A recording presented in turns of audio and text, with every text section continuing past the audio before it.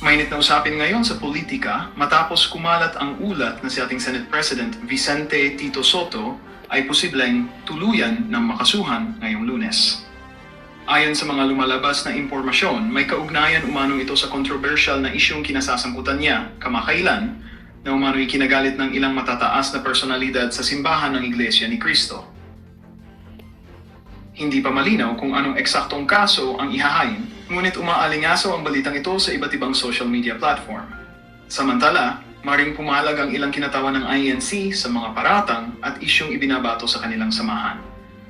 Ayon sa kanila, hindi sila sangkot sa anumang political maneuvering laban kay Sotto at dapat anilang managot ang mga nagpapakalat ng maling impormasyon. Gayunman, tumindi lalo ang tensyon ng kumpirmahin ng kampo ni Congressman Rodante Marcoleta na may inilabas na us para sa isang investigasyon na posibleng magresulta sa kasong kriminal laban sa dating opisyal. Habang wala pang opisyal na pahayag mula mismo kay Tito Sotto, marami na ang nag-aabang sa mga susunod na araw kung tuluyan nga bang haharap siya sa korte. Ayon sa ilang analyst, kung totoo ang mga paratang, ito ay magiging malaking dagok sa kanyang reputasyon bilang isa sa mga veteranong politiko ng bansa. Samantala, nananawagan naman ang publiko na hintayin muna ang opisyal na anunsyo mula sa mga awtoridad bago maglabas ng konklusyon.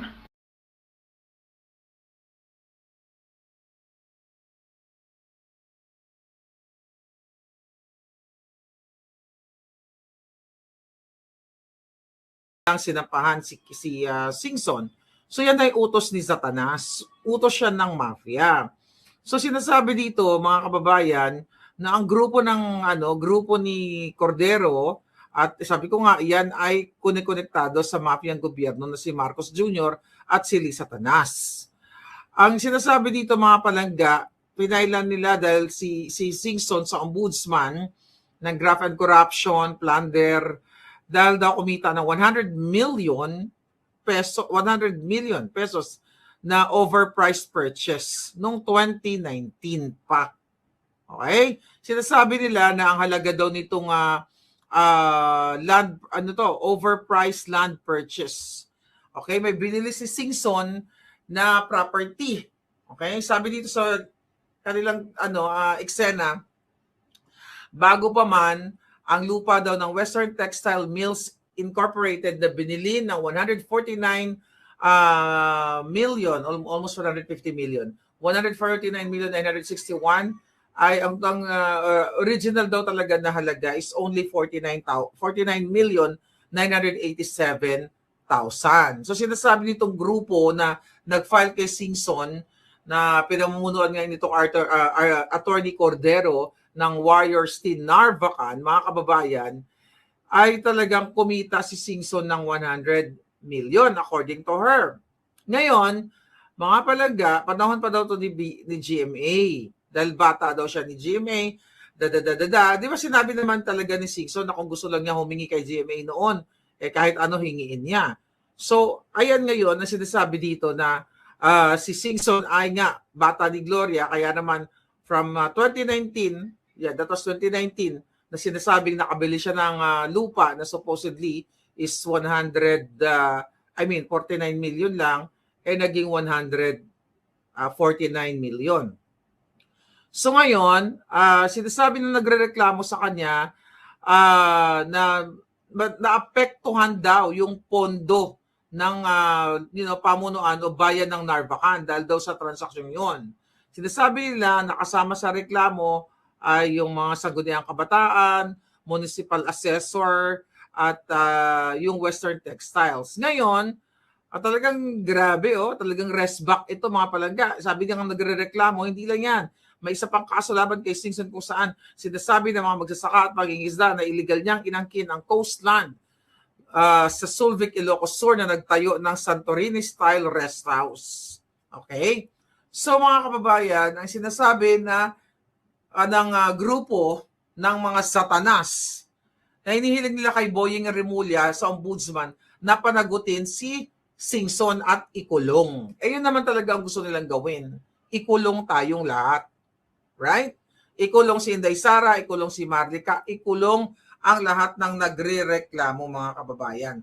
Pero sinagot na ni Chavit Singson yan, kani-kanina lang, mainit-init pa. Okay? Sinabi ni Singson, mga kababayan, dahil alam naman natin lahat ito panggigipit. Dahil nagsalita ka, gigipitin ka. It's the same thing with Maharlika. Dahil 3 years na tayo nagsasalita, magpapabricate ng crime, magpapabricate ng kaso para what? Para ikaw ay, ikulong, kasuhan, buwisitin ang buhay mo. Ngayon, kung hindi ka marunong lumaban, ay kakawawain ka talaga ng bangag administration na ito. So sinasabi ni Singson, yung binabanggit nila, ay ito yung mga kasinungalingan. Sabi nga niya, mga kababayan, alam na naman, hindi, okay. Ngayon sabi ganoon, mga palangga, talagang ang sinasabi ni Singson ay gawa-gawa lang ito ng kanyang mga kalaban. Which is malinaw na malinaw, katulad, di ba, yung kay Inday Sara ngayon, babalik na naman sila sa confidential fund. Di ba? Ang dami nagsalita na si Inday Sara dapat makulong, ma-impeach, kung ano-ano mga gusto nilang gawin kay Inday Sara. Ito din ang ginagawa nila kay Singson. Dahil sinagot na ni Singson yan. Sabi niya, yung property na yan, actually, binenta niya nga yan nalugi pa siya. So, itong mga chismis, okay, according to Singson, di ba, itong mga paninira sa kanya, alam nyo na dahil nagsalita siya recently, di ba? Nagsalita siya, binoljak niya ang mga bangag, sinabi niya na itong mga bangag na ito ay mga bangag nga. Di ba? Nabanggit pa nga si Palangga Maharlika doon. So, talagang ang target nila, ubusin tayong lahat. Okay? Actually, yung isang tinarget nila na kaibigan natin, si General Macanas, by the way, mabanggit lang natin dito. Congratulations, General Macanas, na basura. Okay, na-dismiss ang kaso ni Acorda sa kanya, ni Ana Corda. Alam niyo na ba yon? Pero hindi natin i-discuss ang detalye noon dahil hindi ko pa nababasa. Pero congratulations dahil na-dismiss ang kaso. Yun, magdadalawang taon yun, January 2024. Di ba? Ginipit din si General Macanas nitong dating PNP chief na ngayon nasa PAOK na. So, but good news, dahil kahit papaano pala may batas pa sa Pilipinas. Thank you, Attorney Vic Rodriguez. Dahil si Attorney Vic Rodriguez ang law firm nila ang tumulong kay General Macanas. Maraming salamat. Kaya talagang kailangan natin lumaban. Okay? Lahat tayo ubusin. Pag nagsalita ka, sa either gurgurin ka, kakasuhan ka, o ibabaon ka sa hukay. Katulad ng mga nangyayari ngayong patayan, gurguran, na recently yung mga abogado ay, yun ba, yung abogadong ginorgur dyan nung nakaraan. So ngayon, mga kababayan, kailangan talaga nating what? Kailangan nyo talagang manindigan dahil uubusin Okay, bakit tayo uubusin? Tingnan mo ito si Inday Sara, di ba? Ayaw nilang tigilan sa kakareklamo dito sa kanya sa confidential fund na ito. At itong kasabwat pa rin ng mga bangag na mga kaliwang grupo, itong Tindig Pilipinas. Sino ba yan? Sino ba yung Tindig Pilipinas na yan? Yan ay Trillanes yan. Trillanes aligned, mga kaliwa aligned. So ito ngayong araw din, sabi ko nga, back to back sila ni Chavit Singson na pinailan din ng kaso sa ombudsman. Di ba sabi naman ni Remulla, yun sa unang first day niya, ay talagang hahalungkatin nila ang pwede nilang mahalungkat o maitanim na kaso kay Inday Sara. And here we go. Tindig Pilipinas, ayan, tinatrabaho at talagang magpawilga-wilga na naman yung mga hayop na yan, magpa-optics na naman sila, na hinihiling nila kay Remulla, kay Bonjing, dyan nga sa ombudsman, na imbestigahan daw ang paggamit ni Sara ng kanyang confidential fund at pondo. Sabi dito, October 20, ngayon, di ba? Diyan sa atin. Ay, gabi na pala dyan. Humiling ang Tindig Pilipinas at isang koalisyon ng mga pro-democracy group at civil society organization sa ombudsman na magsagawa ng masusing investigasyon na umano'y maling paggamit ng confidential funds ni VP. Kapwa sa kanyang opisina at nung panahon ng DepEd. Ayan, sino ito? makakaliwang grupo, apo ni Cory Aquino. Okay? Apo, ayan ang mga dilawan. Ayan, sino ito? Yung Kiko Aquino, di na parang dapat pinapacheck up yan ng kamag-anak niya.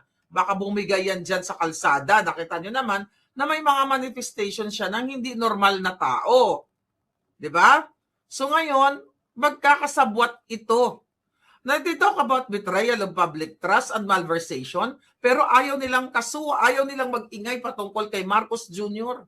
na bilyon-bilyon, trilyon ang inuubos. So dito tindig ng Pilipinas, dapat hindi yan sa ombudsman nagrereklamo. Dapat ipacheck yan sa mental. Kasi meron siyang manifestation ng parang hindi siya normal. 'Di ba? Itignan, baka merong atornilyo na nalaglag sa kanya. So sino itong mga taong ito?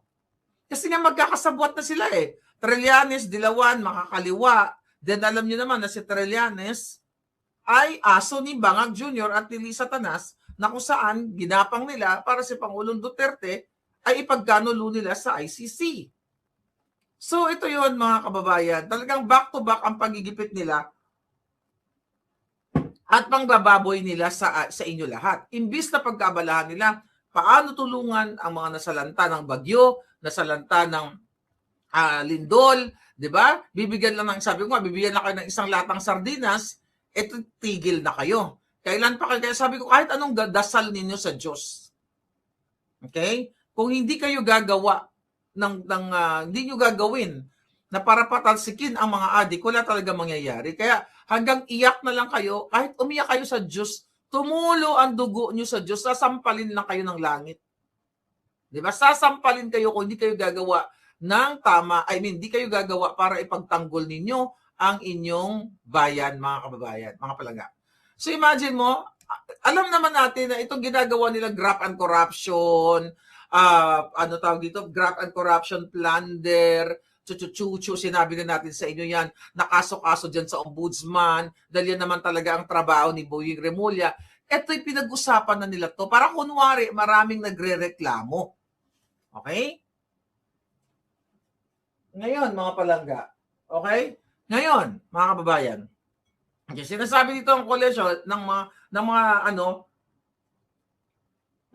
tiyan mo. Sabi ng Tindig Pilipinas.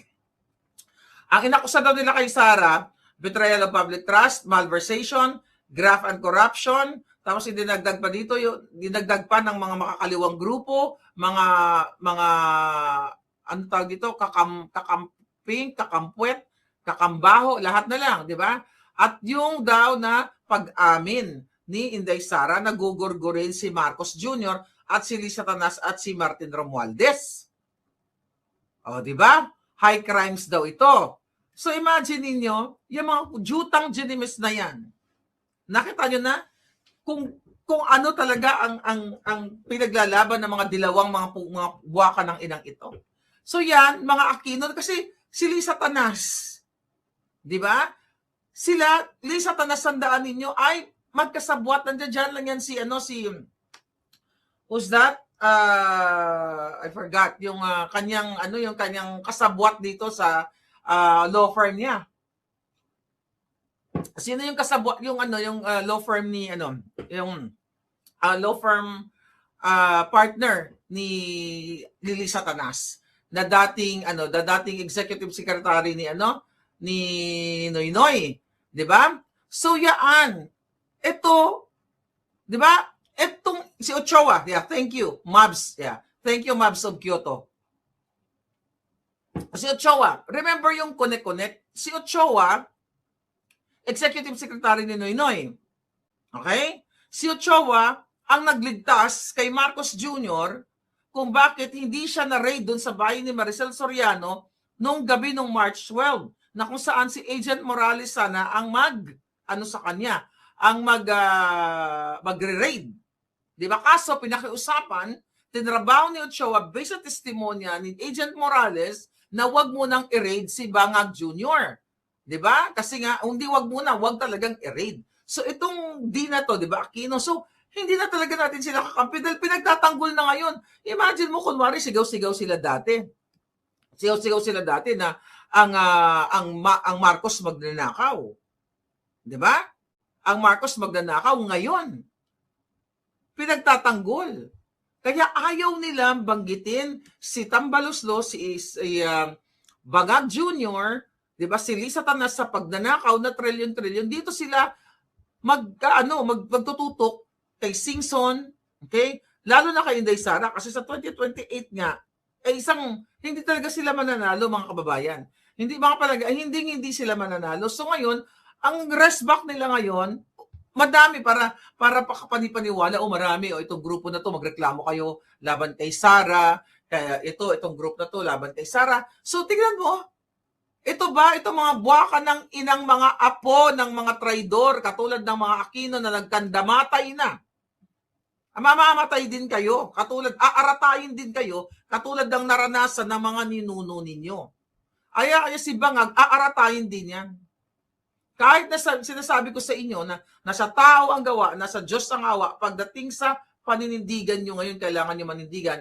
Pero ang Diyos may parusa din sa mga katulad. Hindi na ba? Tignan mo, itong dito to. Hindi nyo ba nakikita na ang hagupit ng langit? Si Cory Aquino hinagupit. Sino hinagupit? Yan, si Chris Aquino hinagupit din. Tapos yan ang lumalaban sila dati. Never again. No more Marcos. At now magkakasabwat na sila. Kita nyo? Kasi they are not for the people. They are for vested interest. Talagang sabi ni Marisa Madrigal. Lisa Dilawan talaga. Exactly. Nabudol talaga tayo big time. Sabi ko nga, I hope huwag na tayo mabudol for the second time around dito kay Amy Marcos na ito. Kasi dikit na dikit kay Inday Sara. I hope yung strategy ni Inday Sara is gonna be, talagang strategy. Kasi ngayon, nakadikit sa kanya si Amy eh. Diba? Sabi ko nga, sinabi ni Inday na gustong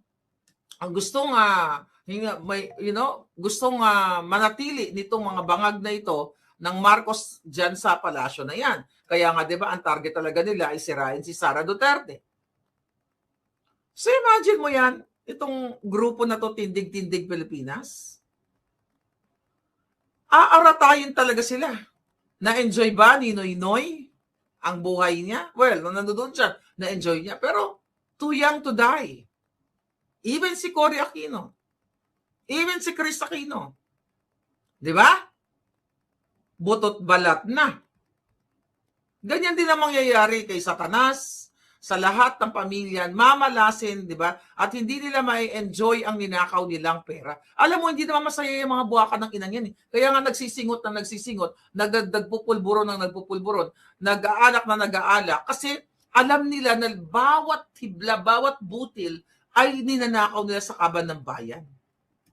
Ang malungkot lang kasi, hindi natin mabawi kaagad ang pera ng bayan habang kayo ay naghihirap. Which is, sabi ko nga, nasa Diyos ang awa, nasa tao ang gawa. Kung hindi kayo kikilos, wala talaga mangyayari, mga kababayan.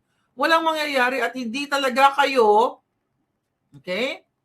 Hindi talaga kayo what? Hindi talaga aasenso. Di ba? Bakit ngayon, puro diskaya. Ngayon, nakita nyo ba yung twist nila, yung cover-up? Bongo, papunta na kay Sara, si Sara na nga. Duterte, din now, Chavit, Singson. Nasaan na si Zaldico, di ba? Inaano na nila, iniiwas na nila. Inaabsuelto nila si Zaldico. Din si Tambaloslos, gagawin pa nga, di ba? Na what? Not na state witness. And now, recently, di ba? In-expose yan ni Taerna, okay? Yang si Ontiveros, na mayroong 3 billion budget insertion. At meron, sinabi din ni Kiko Barzaga, na napakayaman na ni Risa Ontiveros. Kaya nga tignan ninyo si Risa Ontiveros, ang mga Aquino. Galit na galit kay Marcos. Pero nawala na yung galit. Ibig sabihin yan, nasungal-ngalan na ang kanilang mga bunganga. So, ibig sabihin, hindi talaga sila galit sa mga Marcos. Galit sila nung panahon na yun kasi hindi sila nabigyan ng pera galing sa kaban ng bayan. Kaya pala sila nagwawala nun. So, kung sungal-ngalan pala sila, ng pera ng bayan, tatahimik sila. Katulad ni Virus, kasi yan ay naiulat na meron siyang budget insertion. Kaya sabi ni Kiko Barzaga, not the Kiko, yung may mukhang may saltik. Okay? Na parang, actually kawawa yung mga ganun tao eh. Kasi kailangan nila ng mental health. Di ba? Kailangan nila ng psych health. So ngayon, nakita ninyo, billion. Bakit hindi imbestigahan si Virus?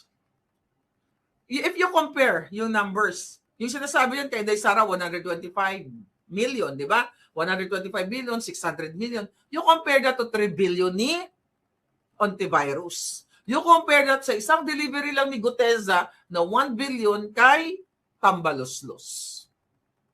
So talagang mga palaga, talagang abala sila dito sa pag-ano talaga. Abala sila sa panggigipit at abala sila sa panggigipit.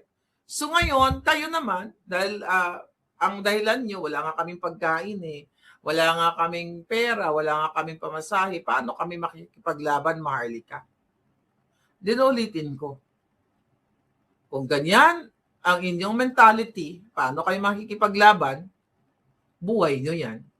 Kapalaran nyo yan. Kaya kayo binababoy, ginagago na lang, ulit-ulitin ko yan, ng politiko. Wala kasing patriotismo. Walang patriotism ang Pilipinas. Ang mga Pilipino. Hanggang yabang lang tayo. Hindi ako kasali dyan. Hanggang yabang lang. Naku, sa ganito. Pag may nakakaaway ka, nakapwa mo Pilipino sa ibang bansa, naku, sa Pilipinas, 15,000 ka lang. Ganun kayo magsalita. 50,000 gurgur. Ganun lang ang yabang nyo eh. Di ba? Umamin kayo. Guilty ang marami dito. Kasi alam nyo, sa Pilipinas, 15,000, siguro back in the day, 15,000, 20, 50, pwede ka nang gumurgor ng tao. Ganun lang yung yabang ninyo. Ayaw nyo lumaban ng parehas. Para kayong si Lisa Tanas, si Bangag, na kapag nagalit dahil in-expose, magtatanim ng kaso. Sa akin, katulad kay General Macanas, ayan, lumaban, magtatanim ng, yan, kay Sara, kay Chavit Singson. Di ba ganyan kayo? Pag nasa abroad na kayo kasi tingin nyo may pera kayo, ganyan. Kasi narinig ko yan eh. Narinig ko yan sa isang kakilala ko dati. Sabi ko, grabe ka naman, parang gano'n. Parang ibig sabihin, may kayahan ka ng 15,000, 20,000, kaya mo na magpagurgur. So, kaduwagan yan. Kaduwagan na kapag natalo ka sa debate o na-expose ka sa iyong pagnanakaw, ay magpapagurgur ka ng tao. Ganyan ang mga gawa ng mafia. Ganyan ang mga sindikato na kapag nag-expose ka, gugurgurin ka katulad sa akin. May death threat, tinakot, napa-Interpol, i-extract, di ba? Yaksita Erna, kasabot ni Lisa Tanas, makipag-ugnayan daw sila sa DFA para ipakancel ang passport ko. O, di ba? Mga tanga-tanga, mga putang ina. So, ganyan ang laro ng mga demonyo. At kung papayagan nyo yan, then, ang buhay sa Pilipinas magiging cycle na lang. Okay? Sabi ni Rose Mostunen, si Regal Shaker, marami nag-unfollow dahil booking na loyalista at MLD Ficbal. Sinabi ko na sa inyo, tignan mo yung mga alpot ngayon, gumagamit din ng salitang Regal Shaker. Ako nagpa-trend yan sa kanya. Ngayon, Regal Shaker na din sila. I think good. Ibig sabihin, nanonood sila sa atin, di ba? So anyway, hindi ko na siya alam na, sinabi ko na yan, ako ang naunang bumoljak yan. Di ba yung iba nga sa inyo, nagalit pa, kumampi pa kayo doon. Nag-unfollow din kayo sa akin. Di ba? Hindi ko siya pinanood. Dahil alam ko yan, ay may mag-unfollow na rin kayo sa mga alpot. Di ba? Di ba pinagtanggol nila yan? Si Regal Shakas, ngayon inaaway-away nila. Oh, kailan kayo mag-unfollow? Uy, nagising na ako, Ma'am Maharlika, thank you.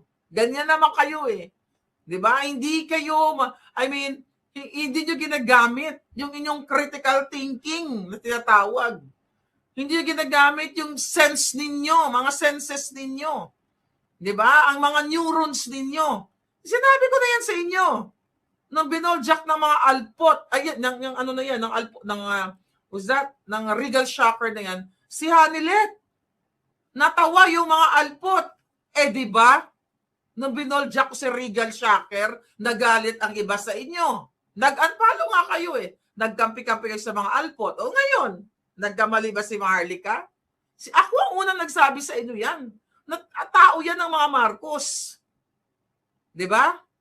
Sabi ni Ana C.H. August pa lang natalo pa na ni Palanggayan. Sinabi ko na sa inyo, nagkamali ba si Maharlika dito? Kaso lang yun na nga yung problema natin.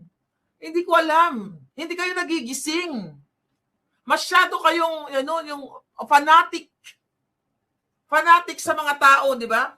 Na parang, porket itong mga tao, akala mo, para kay Inday Sara, pero magsasabi lang ako pag sinabi na ni Inday Sara o ni ganito, ganyan. Ang hilig niyo sa ganyan, ginagamitan kayo ng optics. I don't do optics in my life, mga palangga. Para lang gustuhin ninyo ko pagdating sa pakikipaglaban. Katulad yan. Nag-unfollow 100,000, that's napakalaki yan, ha? Napakalaking yan, impact sa kanya. Kaya di ba, kung magdrama-drama siya. Ang punto ko, mag-unfollow kayo sa mga alpot na nagpakita ng pototoy ni PRRD. Yang mga puto